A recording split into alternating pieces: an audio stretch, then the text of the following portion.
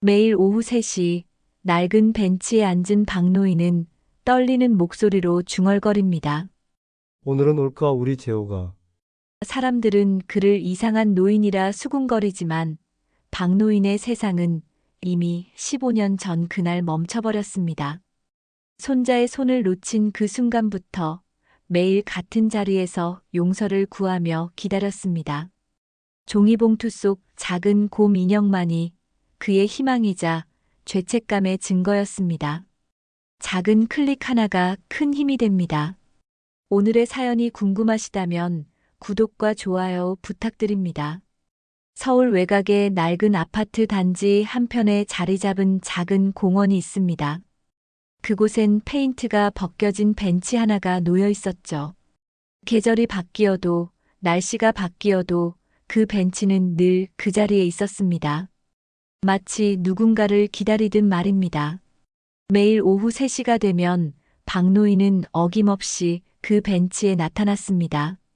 78의 나이에도 불구하고 허리를 곧게 편 채 걸어오는 모습은 어딘가 비장해 보이기까지 했죠. 허름한 점퍼 주머니에는 언제나 작은 종이봉투가 들어 있었습니다. 낡은 신발끈은 풀린 채였지만 박노인은 그것조차 신경 쓰지 않았습니다. 벤치에 앉은 박노인은 무릎 위에 종이봉투를 조심스럽게 올려놓았습니다. 그리고는 눈앞에 펼쳐진 놀이터를 바라보았죠. 녹슨 그네가 바람에 삐걱거리는 소리가 들렸습니다. 아이들의 웃음소리는 들리지 않았습니다. 이 공원은 이미 오래전부터 아이들이 찾지 않는 곳이 되어버렸으니까요. 박노인은 혼잣말을 중얼거렸습니다. 오늘은 올까? 우리 재호가. 목소리는 떨렸지만 희망이 담겨 있었습니다. 매일 같은 말을 반복했지만 그 희망은 결코 사라지지 않았죠. 공원 주변을 지나가는 사람들은 박노인을 이상하게 여겼습니다. 어떤 이는 수군거렸죠. 저 노인 매일 저기 앉아 있더라. 정신이 좀 이상하신가 봐. 하지만 박노인은 그런 시선에 아무런 반응도 하지 않았습니다. 이미 세상의 시선 따위는 중요하지 않았으니까요. 박노인의 세상은 오래전에 멈춰버렸습니다. 정확히 말하자면 15년 전 그날 오후부터였죠. 그날의 기억은 박노인의 머릿속에 선명하게 각인되어 있었습니다. 놀이공원 앞 손자의 작은 손을 놓쳤던 그 순간 말입니다. 종이봉투 속에는 작은 인형 하나가 들어 있었습니다. 곰 인형이었죠. 재호가 5살 때 가장 좋아하던 인형이었습니다. 박노인은 그날 이후로 단 한 번도 그 인형을 집에 두고 나온 적이 없었습니다. 혹시라도 재호가 돌아왔을 때 이 인형을 보고 할아버지를 알아볼 수 있을 거라는 희망 때문이었죠. 해가 기울기 시작했습니다. 공원은 점점 어두워졌지만 박노인은 자리에서 일어나지 않았습니다. 추위가 뼛속까지 파고들었지만 상관없었습니다. 재호가 올지도 모르니까요. 만약 박노인이 자리를 비운 사이에 재호가 온다면 그건 상상만으로도 견딜 수 없는 일이었습니다. 저녁 6시가 되어서야 박노인은 천천히 몸을 일으켰습니다. 무릎이 시큰거렸지만 내색하지 않았죠. 종이봉투를 다시 주머니에 넣고 지팡이를 짚었습니다. 내일 또 오마, 재호야. 박노인은 놀이터를 향해 작게 인사했습니다. 집으로 돌아가는 길은 멀게만 느껴졌습니다. 좁은 골목을 지나 낡은 빌라 계단을 올랐습니다. 2층 끝방이 박노인의 집이었죠. 문을 열고 들어서자 텅 빈 방이 박노인을 맞이했습니다. 부인이 떠난 뒤로 이 집은 더 이상 집이 아니었습니다. 그저 잠을 자는 공간일 뿐이었죠. 박노인은 낡은 액자를 바라보았습니다. 재호의 유치원 운동회 사진이었습니다. 환하게 웃고 있는 재호의 모습이 가슴을 찔렀습니다. 미안하다, 재호야. 할아버지가 너를 지키지 못해서. 박노인의 눈가에 눈물이 맺혔습니다. 밤은 깊어갔지만 박노인은 잠들 수 없었습니다. 매일 밤 같은 악몽이 찾아왔으니까요. 놀이공원 앞에서 재호의 손을 놓치는 순간, 그리고 재호가 점점 멀어지는 모습. 박노인은 이불을 꼭 껴안고 흐느꼈습니다. 15년이 지났지만 그날의 고통은 조금도 옅어지지 않았습니다. 새벽이 밝아올 무렵 박노인은 다시 일어났습니다. 오늘도 3시가 되면 그 벤치로 가야 했으니까요. 재호를 기다려야 했으니까요. 그것이 박노인이 살아가는 유일한 이유였습니다. 새로 부임한 파출소 순경 이성우는 이 동네가 낯설었습니다. 32살의 젊은 나이에 처음 맡은 지역이었죠. 첫 순찰을 나간 날, 이성우는 공원 벤치에 앉아 있는 박노인을 발견했습니다. 오후 3시였습니다. 특별할 것 없는 풍경이었지만 이성우는 왠지 모를 이끌림을 느꼈습니다. 노인의 뒷모습에서 묘한 쓸쓸함이 느껴졌거든요. 이성우는 그냥 지나쳤지만 그 모습이 머릿속에 남았습니다. 다음 날도 같은 시간, 박노인은 똑같은 자리에 앉아 있었습니다. 그 다음 날도 또 그 다음 날도 마찬가지였죠. 비가 오는 날에도 눈이 내리는 날에도 박노인은 그 벤치를 지켰습니다. 이성우는 점점 궁금해졌습니다. 도대체 무엇이 저 노인을 매일 저곳으로 이끄는 걸까요? 일주일째 되던 날, 이성우는 용기를 내어 박노인에게 다가갔습니다. 어르신, 안녕하세요. 박노인은 고개를 들어 이성우를 바라봤습니다. 눈빛이 흐릿했지만 어딘가 간절함이 담겨 있었죠. 날도 추운데 왜 매일 여기 계세요? 이성우가 조심스럽게 물었습니다. 박노인은 잠시 침묵하다가 대답했습니다. 약속이 있어서요. 손자를 기다립니다.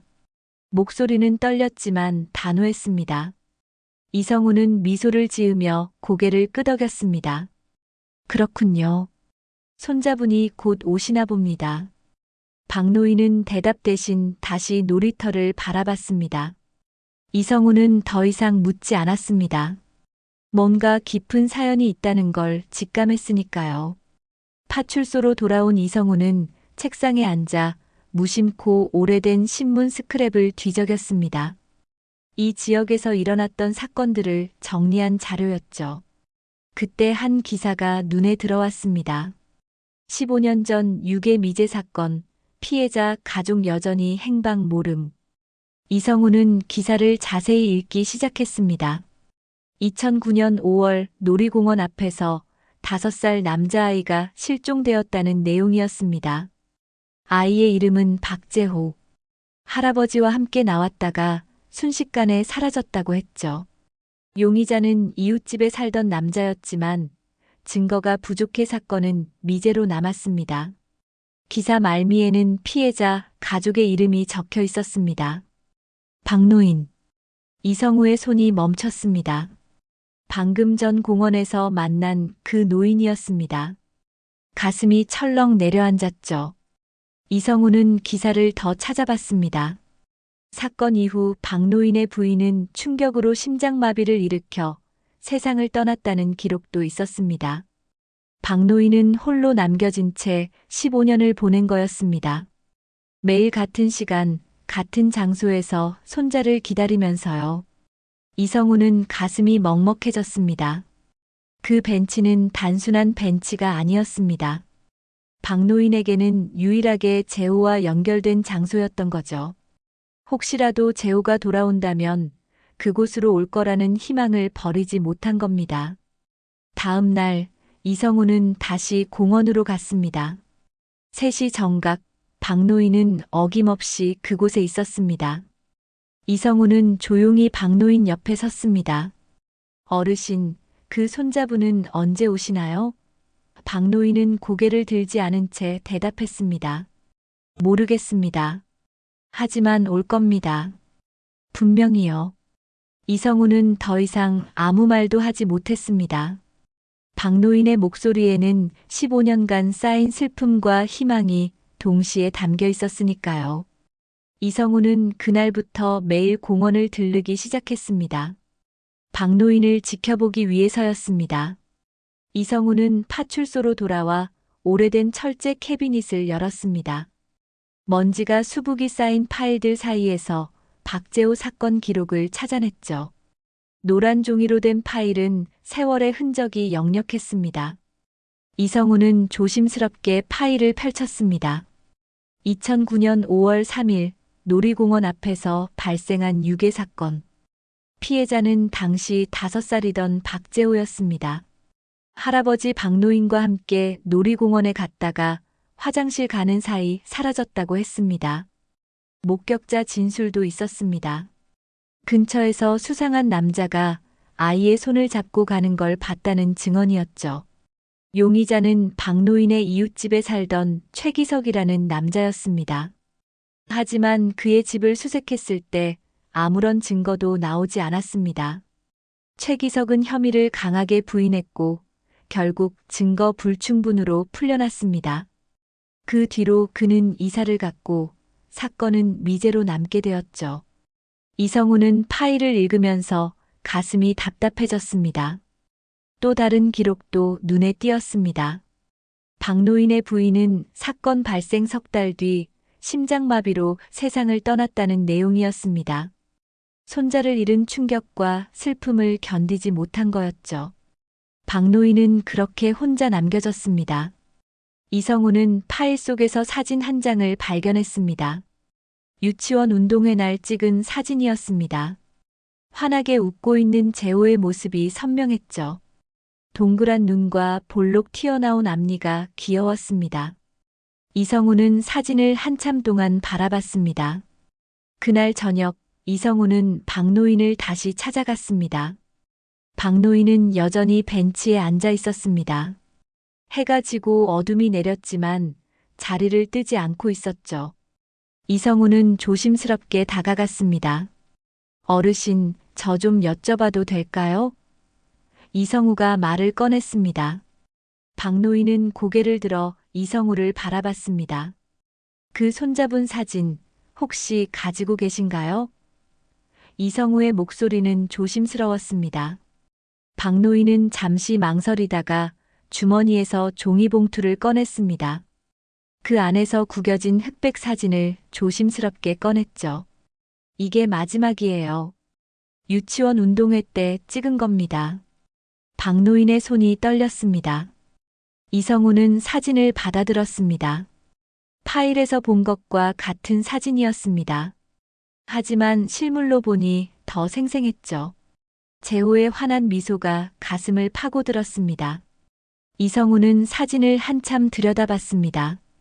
그때 이성우의 머릿속에 어떤 얼굴이 떠올랐습니다. 며칠 전 근처 청소년 쉼터를 순찰하다가 본 소년의 얼굴이었습니다. 19살쯤 돼 보이던 그 소년 말입니다. 얼굴 윤곽이 묘하게 비슷한 느낌이었죠. 이성우는 가슴이 두근거렸습니다.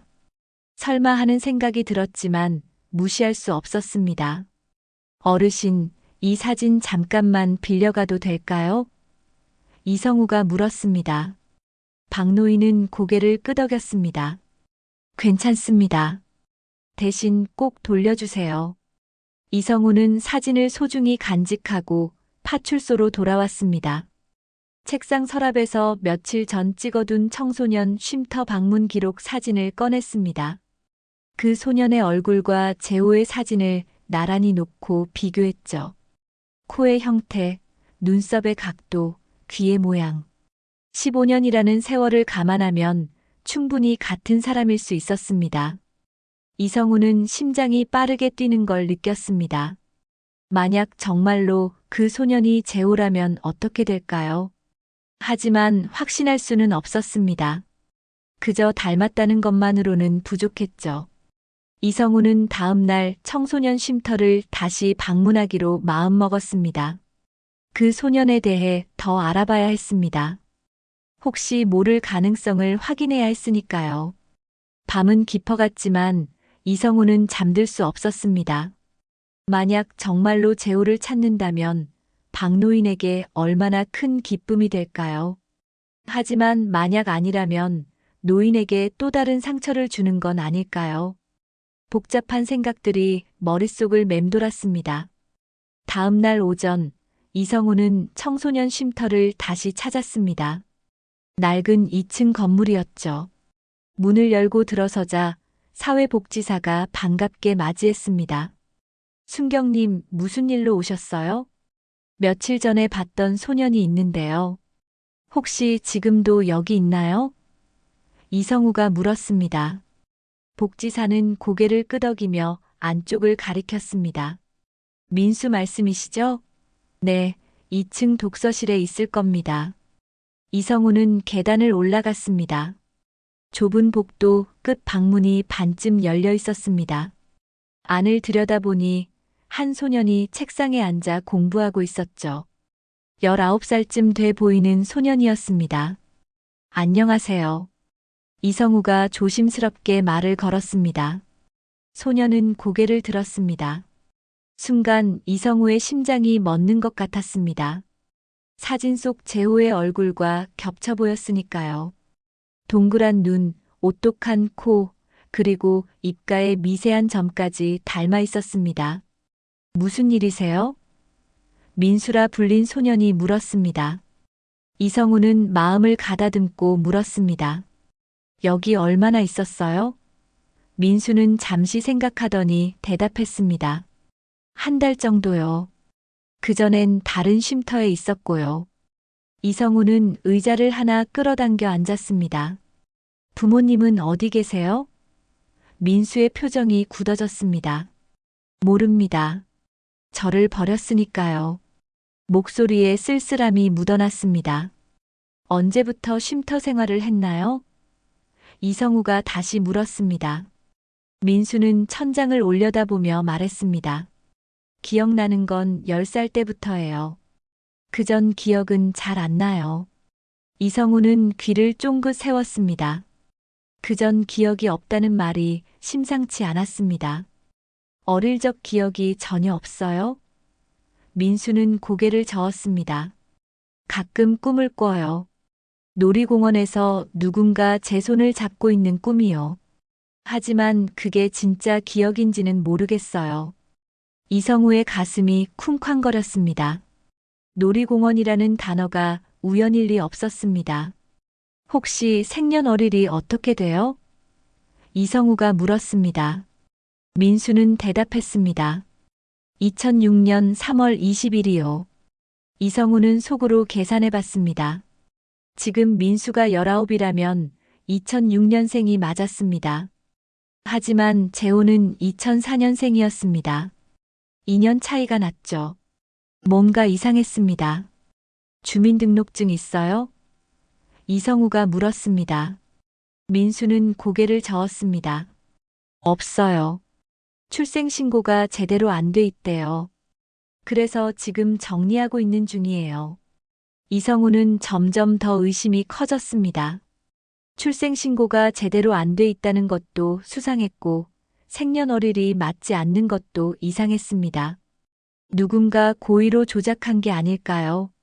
그때 이성우는 민수의 목에 걸린 펜던트를 발견했습니다. 낡고 녹슨 금속 펜던트였죠. 그 목걸이는 뭐예요? 이성우가 물었습니다. 민수는 펜던트를 만지작거리며 대답했습니다.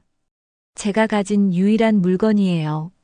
쉼터에 처음 왔을 때부터 갖고 있었어요. 이성우는 펜던트를 자세히 들여다봤습니다. 표면에 흐릿한 글씨가 새겨져 있었습니다. 재호. 이성우의 손이 떨렸습니다. 이건 우연이 아니었습니다. 이 목걸이 어디서 났는지 기억나요? 이성우가 간절하게 물었습니다. 민수는 고개를 저었습니다. 모르겠어요. 그냥 제 것이었던 것 같아요. 이성우는 더 이상 참을 수 없었습니다. 박노인에게 이 사실을 알려야 했습니다. 하지만 섣부른 희망을 주는 건 위험했죠. 확실한 증거가 필요했습니다. 민수 씨, 혹시 DNA 검사 받아볼 생각 있어요? 이성우가 조심스럽게 물었습니다. 민수는 의아한 표정을 지었습니다. 왜요? 이성우는 잠시 망설이다가 말했습니다. 가족을 찾아드릴 수 있을지도 몰라요. 민수의 눈빛이 흔들렸습니다. 가족이라는 단어가 그의 마음을 건드린 거였죠. 정말요? 목소리에 희망이 섞여 있었습니다. 이성우는 고개를 끄덕였습니다. 한번 해볼게요. 그날 저녁, 이성우는 박노인을 찾아갔습니다. 박노인은 여전히 벤치에 앉아 있었습니다. 이성우는 조심스럽게 다가가 옆에 앉았습니다. 어르신, 혹시 그 아이 만나보시겠어요? 박노인은 떨리는 손으로 지팡이를 꽉 쥐었습니다. 아닐 겁니다. 우리 재호는 그렇게 클 리가 없어요. 목소리에는 두려움이 가득했습니다. 희망을 품었다가 다시 절망하는 게 무서웠던 거죠. 이성우는 박노인을 설득하는데 사흘이 걸렸습니다. 매일 저녁 벤치에 찾아가 조심스럽게 이야기를 꺼냈죠. 어르신, 그냥 한번 만나보시기만 하세요. 확인만 하시는 겁니다. 하지만 박노인은 고개를 저었습니다. 무섭습니다. 만약 아니라면 어떡하죠? 또다시 희망을 잃고 싶지 않아요. 박노인의 목소리는 떨렸습니다. 15년간 수없이 희망을 품었다가 절망했던 기억이 그를 주저하게 만들었습니다. 하지만 이성우는 포기하지 않았습니다. 어르신, 그 아이 목에 펜던트가 있어요. 거기 재호라는 이름이 새겨져 있습니다. 박노인의 눈빛이 흔들렸습니다. 재호라고요? 이성우는 고개를 끄덕였습니다. 사흘째 되는 날, 박노인은 마침내 동의했습니다. 알겠습니다. 만나보겠어요. 목소리는 작았지만 결연했습니다. 이성우는 박노인과 민수의 만남을 주선했습니다. 그리고 경찰서를 통해 DNA 검사도 함께 진행하기로 했죠. 검사 당일 박노인과 민수는 작은 검사실에서 마주 앉았습니다. 박노인은 떨리는 손으로 민수를 바라봤습니다. 민수는 어색하게 고개를 숙였죠. 안녕하세요. 민수가 먼저 인사했습니다. 박노인은 한참 동안 민수의 얼굴을 들여다봤습니다. 눈, 코, 입, 귀 하나하나 살펴봤죠. 재호의 얼굴과 겹쳐 보이는 것 같았습니다. 하지만 확신할 수 없었습니다. 15년이라는 세월은 사람을 너무 많이 변하게 만들었으니까요. 혹시 놀이공원 기억나요? 박노인이 떨리는 목소리로 물었습니다. 민수는 고개를 저었습니다. 잘 모르겠어요.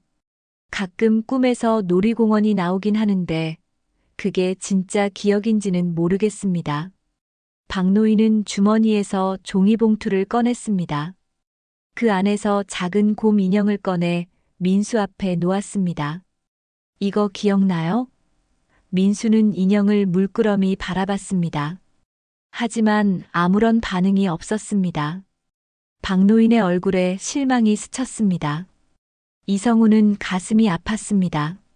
DNA 검사 결과는 일주일 뒤에 나온다고 했습니다. 그때까지 기다려야 했죠. 일주일은 길게만 느껴졌습니다. 박노인은 매일 벤치에 나가 기도했습니다. 제발 우리 재호였으면. 제발이요. 하지만 동시에 두려웠습니다. 만약 아니라면 어떡하죠? 드디어 결과가 나왔습니다. 이성우는 봉투를 들고 박노인을 찾아갔습니다. 박노인은 벤치에 앉아 이성우를 기다리고 있었습니다. 어르신, 결과가 나왔습니다. 이성우의 목소리는 무겁게 가라앉았습니다. 박노인은 떨리는 손으로 봉투를 받아들었습니다. 천천히 뜯었습니다. 종이를 펼쳤습니다. 그리고 그 내용을 읽었습니다. 순간 박노인의 얼굴이 하얗게 질렸습니다. 일치하지 않습니다. 그 한 줄이 박노인의 세상을 무너뜨렸습니다. 민수는 재호가 아니었습니다. 박노인은 종이를 떨어뜨리고 주저앉았습니다. 아니야. 그럴 리 없어. 이성우는 급히 박노인을 부축했습니다. 어르신, 괜찮으세요? 하지만 박노인은 대답하지 않았습니다. 그저 흐느낄 뿐이었죠. 내 눈이 틀릴 리가 없다고. 분명 우리 재호 맞는데. 박노인은 그날 밤 병원에 실려갔습니다. 충격으로 쓰러진 거였습니다. 이성우는 병실 밖에서 자신을 자책했습니다. 섣부른 희망을 준 게 잘못이었을까요? 하지만 그냥 지나칠 수도 없었습니다. 며칠 후 박노인은 퇴원했습니다. 하지만 예전 같지 않았습니다. 벤치에 나가는 횟수가 줄었고 나가더라도 금방 돌아왔죠. 마치 희망의 끈이 끊어진 것 같았습니다. 이성우는 포기하지 않았습니다. 뭔가 이상했습니다. 민수의 출생신고가 제대로 안 돼 있다는 점, 생년월일이 맞지 않는다는 점, 그리고 목걸이에 새겨진 재호라는 이름. 이 모든 게 우연일 수는 없었습니다. 이성우는 다시 옛 사건 파일을 꺼냈습니다. 용의자였던 최기석의 행적을 추적하기 시작했습니다. 그는 사건 이후 이사를 갔다고 했죠. 어디로 갔을까요? 이성우는 주민등록 기록을 뒤졌습니다. 최기석은 사건 직후 서울을 떠나 지방으로 갔습니다. 그리고 그곳에서 결혼했다는 기록이 있었죠. 하지만 부인은 1년 만에 병으로 사망했습니다. 그 뒤 최기석의 행적은 묘연해졌습니다. 주민등록상으로는 여러 곳을 떠돌다가 5년 전 사망했다고 나와 있었습니다. 하지만 이성우는 직감적으로 느꼈습니다.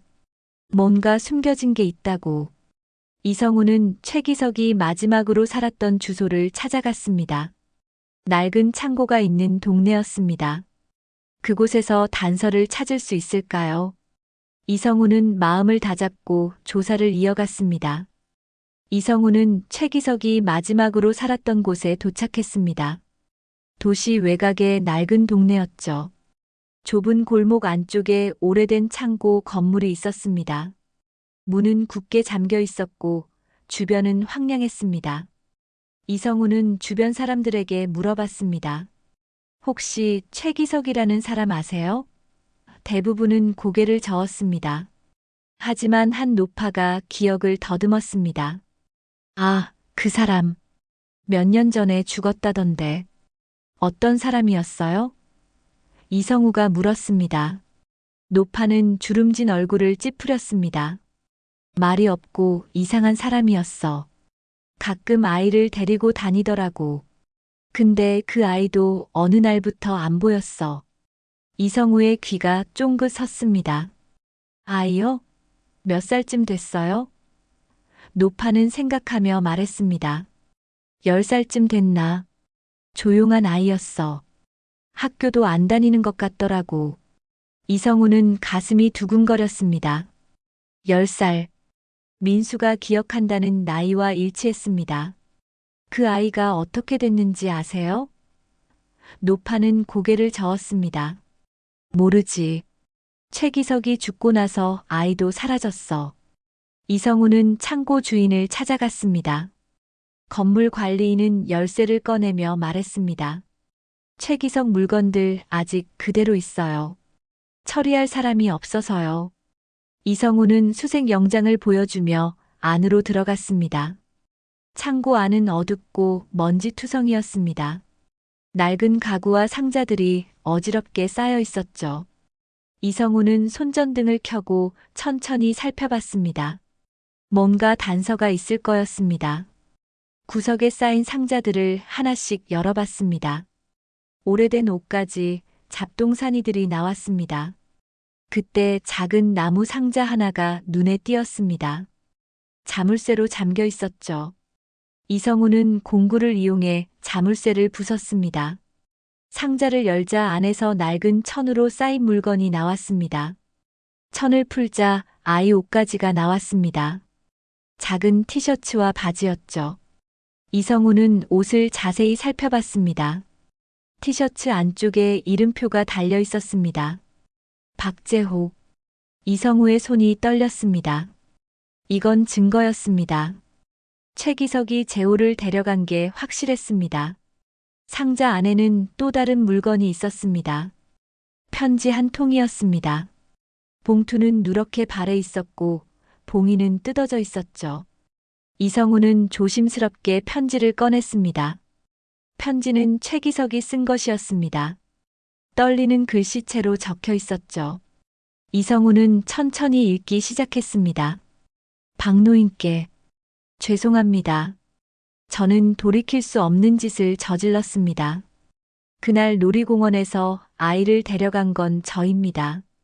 아내가 아이를 간절히 원했습니다. 병으로 죽어가면서도 아이를 보고 싶어 했습니다.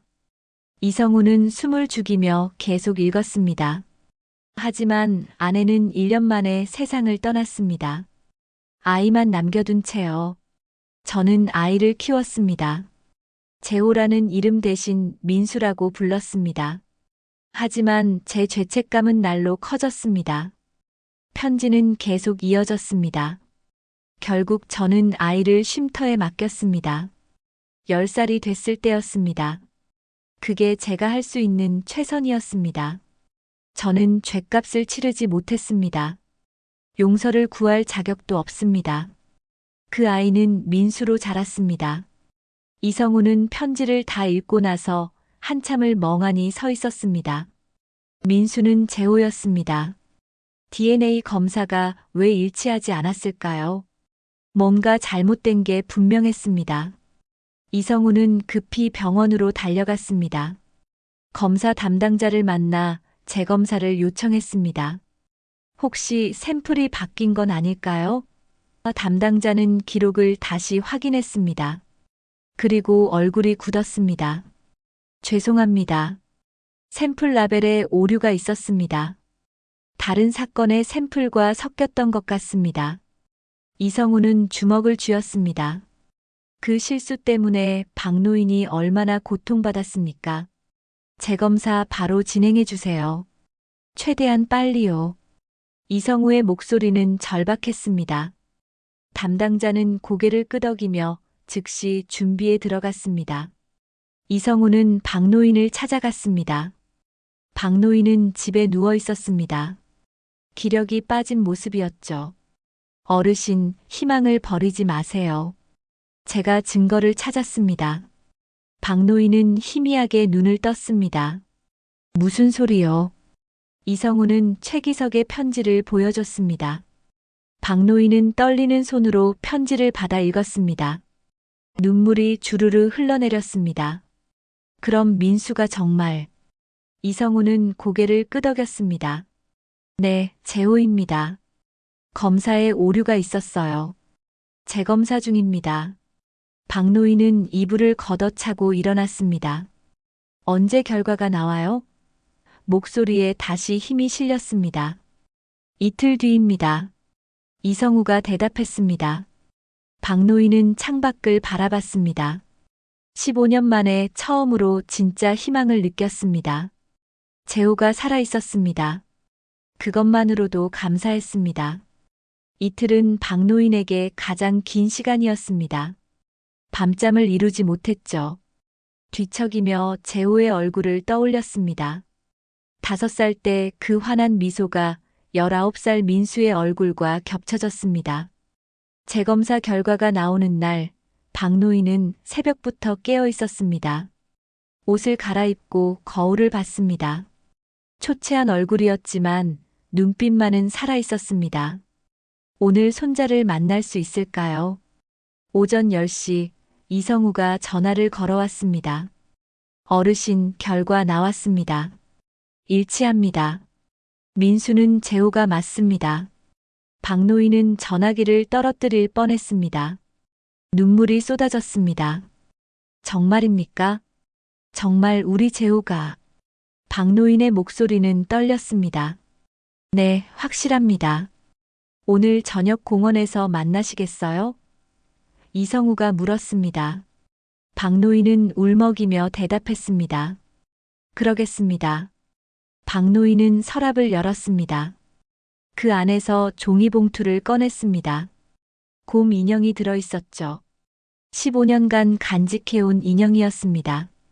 박노인은 인형을 가슴에 안았습니다. 재호야, 이제 돌려줄 수 있구나. 오후 내내 박노인은 안절부절 못했습니다. 시계를 수없이 확인했죠. 시간은 더디게 흘렀습니다. 드디어 해가 기울기 시작했습니다. 박노인은 점퍼를 입고 밖으로 나섰습니다. 공원으로 가는 길은 평소보다 더 멀게 느껴졌습니다. 하지만 발걸음은 가벼웠습니다. 15년 만에 처음으로 희망을 안고 걷는 길이었으니까요. 공원에 도착하자 이성우가 기다리고 있었습니다. 그 옆에 민수가 서 있었습니다. 박노인은 멈춰 섰습니다. 가슴이 터질 것 같았습니다. 민수도 박노인을 바라봤습니다. 박노인은 천천히 다가갔습니다. 민수는 어색하게 서 있었죠. 재호야. 박노인이 떨리는 목소리로 불렀습니다. 민수는 고개를 숙였습니다. 저는 기억이 잘 안 나요. 박노인은 고개를 저었습니다. 괜찮다. 기억 못해도 괜찮아. 주머니에서 종이봉투를 꺼냈습니다. 떨리는 손으로 곰 인형을 꺼내 민수에게 내밀었습니다. 이건 내가 5살 때 가장 좋아하던 거야. 놀이공원 갈 때마다 들고 다녔지. 박노인의 목소리는 울먹였습니다. 민수는 인형을 받아들었습니다. 순간 민수의 눈에서 눈물이 흘러내렸습니다. 왜 우는지 자신도 몰랐습니다. 그저 가슴 깊은 곳에서 무언가 터져나오는 느낌이었죠. 할아버지. 민수가 작게 말했습니다. 박노인은 참았던 눈물을 쏟아냈습니다. 미안하다, 재호야. 할아버지가 너를 지키지 못해서. 그날 내 손을 놓쳐서. 박노인은 무릎을 꿇고 흐느꼈습니다. 민수는 박노인을 부축했습니다. 괜찮아요. 제가 살아있잖아요. 그 말에 박노인은 더욱 울었습니다. 15년간 쌓였던 죄책감과 슬픔이 한꺼번에 터져나왔습니다. 이성우는 멀찍이 서서 두 사람을 바라봤습니다. 가슴이 뭉클했습니다. 15년 만에 재회였습니다. 늦었지만 다행이었습니다. 박노인과 민수는 벤치에 나란히 앉았습니다. 한참 동안 말이 없었습니다. 그저 서로의 존재를 확인할 뿐이었죠. 박노인은 민수의 손을 꼭 잡았습니다. 이제 놓지 않을게. 민수는 고개를 끄덕였습니다. 저도 어디 안 가요. 두 사람은 서로를 바라보며 미소 지었습니다. 오랜 시간 멈춰있던 시간이 다시 흐르기 시작했습니다. 해가 완전히 지고 어둠이 내렸습니다. 하지만 두 사람은 자리에서 일어나지 않았습니다. 15년을 기다린 시간이었으니 이 순간을 오래 간직하고 싶었습니다. 할아버지, 배고프지 않으세요? 민수가 물었습니다. 박노인은 웃으며 고개를 끄덕였습니다. 그래, 집에 가서 밥 먹자. 할아버지가 내가 좋아하던 음식 만들어줄게. 두 사람은 천천히 일어났습니다. 박노인은 민수의 팔을 잡고 걸었습니다. 발걸음은 느렸지만 행복했습니다. 이성우는 뒤에서 조용히 따라갔습니다. 공원을 벗어나며 박노인은 뒤를 돌아봤습니다. 그 벤치가 보였습니다. 15년간 자신을 지켜준 벤치였습니다. 박노인은 속으로 감사의 인사를 전했습니다.